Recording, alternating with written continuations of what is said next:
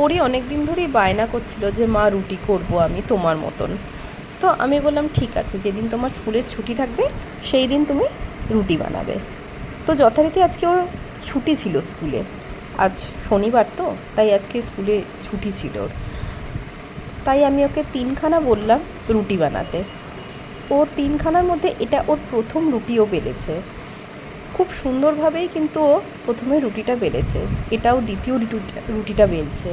দেখা যাক কেমনভাবে বেলতে পারে। এই রুটিটা কিন্তু কোথাও একটু মোটা, কোথাও একটু পাতলা রয়ে যাচ্ছে, কিন্তু যেমনই হোক এই ছোট বয়সে এত সুন্দরভাবে বেলছে, এটাই অনেক বড় কথা, তাই না বন্ধুরা? দেখো কি সুন্দরভাবে চেষ্টা করছে গোল করে রুটিটা বানানোর।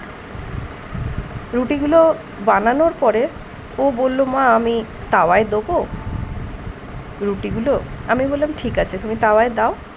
ও বললো আমি সেঁকতে চেষ্টা করবো একটা। আমি বললাম ঠিক আছে শেখো। কিন্তু সেঁকতে গিয়ে চিমটির মধ্যে রুটিটা আটকে গিয়ে ছিঁড়ে গেল, তাই ও ভয় পেয়ে গেল। আমি বললাম কোনো ব্যাপার নয়, আমি সেঁকে দিচ্ছি। প্রথম রুটিটা যেহেতু ছিঁড়ে গেছে তাই অর্ধেকটা ফুলে উঠেছে, আর অর্ধেকটা কিন্তু ফোলেনি। দ্বিতীয় রুটিটা ওই দিয়েছে, কিন্তু সেঁকেছি আমি। দেখা যাক দ্বিতীয় রুটিটা কেমন ফোলে। দেখো বন্ধুরা, দ্বিতীয় রুটিটা খুব সুন্দরভাবে কিন্তু ফুলে উঠেছে। আবারও তৃতীয় রুটিটা দিল।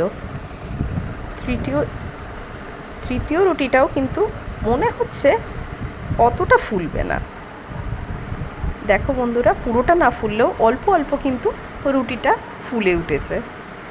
যাই হোক, নিজের বানানো রুটির সাথে আর সবজি নিয়ে নিজেই দুপুরের লাঞ্চটা কমপ্লিট করলো আজকের। ভিডিওটা তোমাদের কেমন লাগলো নিশ্চয়ই জানিও বন্ধুরা।